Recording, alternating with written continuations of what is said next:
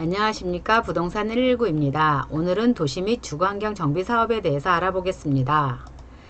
2002년 12월 30날 도시재개발법이 폐지되었고, 그러면서 도시 및 주거환경 정비법이 제정이 되었습니다.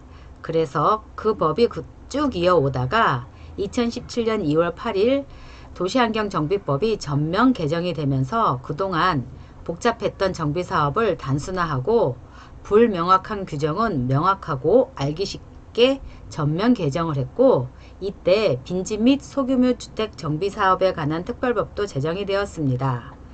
그래서 이 법을 통해서 1년 후인 2018년 2월 9일 개정된 법이 시행이 되었습니다.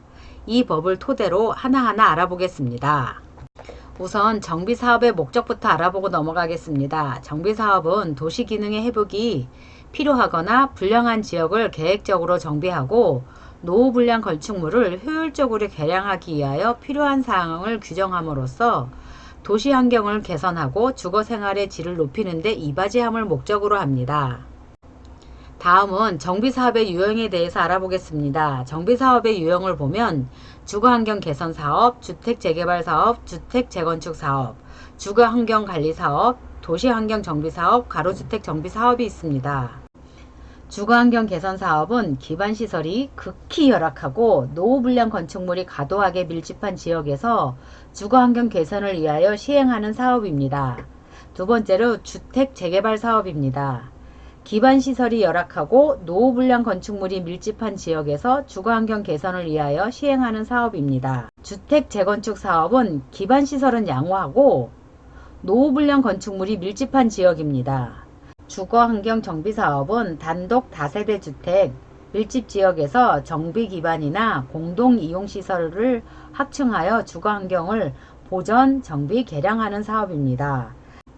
가로주택 정비사업은 노후불량 건축물 밀집한 가로구역에서 종전 가로구역을 유지하면서 소규모 주거환경 개선을 위하여 시행하는 사업입니다.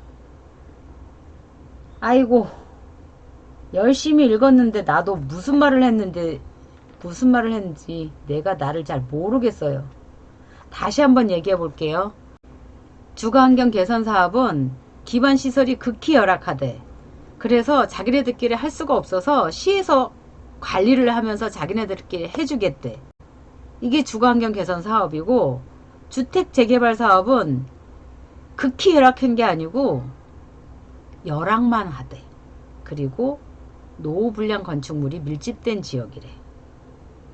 그리고 재건축 사업은 기반시설은 양호하대. 기반시설이라고 하는 것은 교통시설이나 상하수도시설, 아니면 하수도시설이나 폐기물시설, 뭐 이런 환경기초시설을 얘기를 하는 건데, 이런 시설은 양호한데 단지 집만 낡았대. 그러면 재건축 사업을 한대. 그리고 주거환경관리사업은 뭐냐면, 이명박 정부 시절에 뉴타운 지역들을 많이 지정을 했었는데 출구 전략이 없었던 거야. 나중에 이게 재개발이 안 되게 되면, 재개발이 지연되면서 안 되면서 출구 전략이 돼야 되는데 그게 없다 보니까 새로 도입했던 건데, 정비사업 해제된 지역들을 얘기를 하는 거지. 그래서 정비사업 폐지된 지역에서 관해서 도로를 넓혀준다든가 뭐 이런 사업을 하는데 거의 없다고 보면 되고, 도시환경 정비사업은 재개발하고 똑같은데 상업지역이나 공업지역에서 하는 게 도시환경 정비사업이야.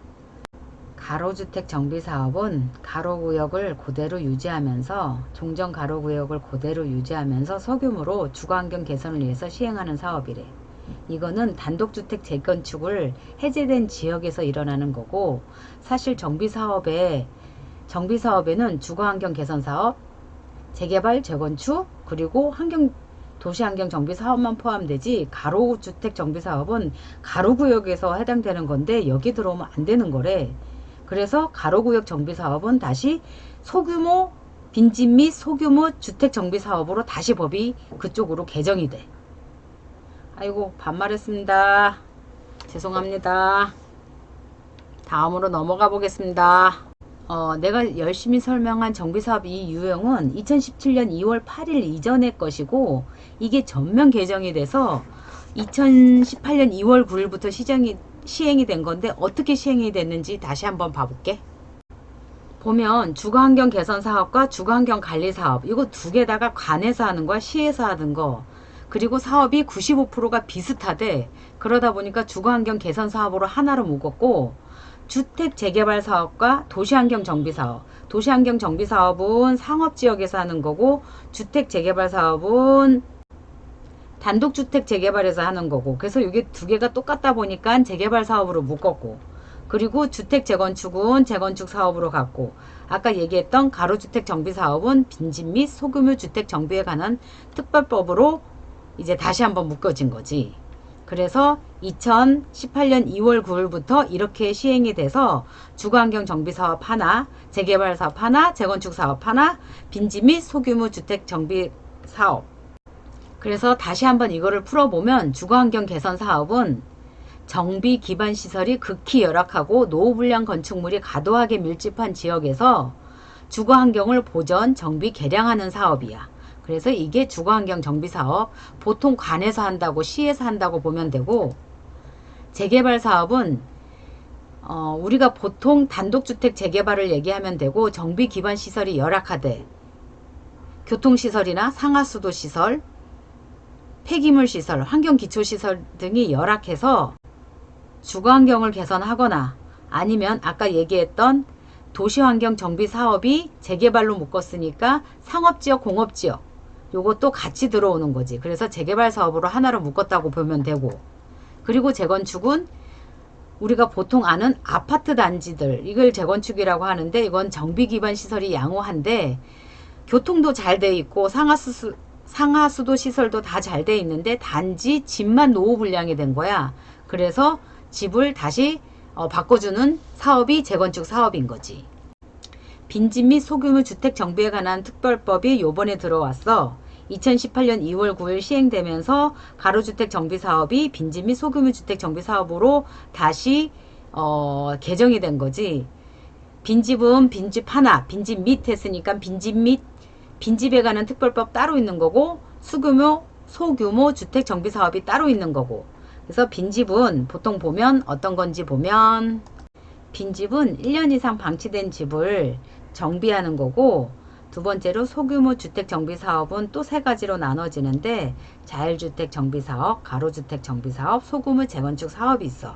보통 보면 요거는 다 10,000제곱 미만, 즉 300평 미만에서 해당이 되는 것이고, 자율주택 정비 사업은 이제 호수가 20호 미만, 단독 다세대들이 자기네들끼리 알아서 정비해라 이런 거고, 가로주택 정비 사업은 20호 이상 되는 거고, 소규모 재건축 사업은 공동주택 200세대 미만이 공동주택으로서 정비 기반 시설이 양호한 지역에서 공동주택 재건축을 하는 거래.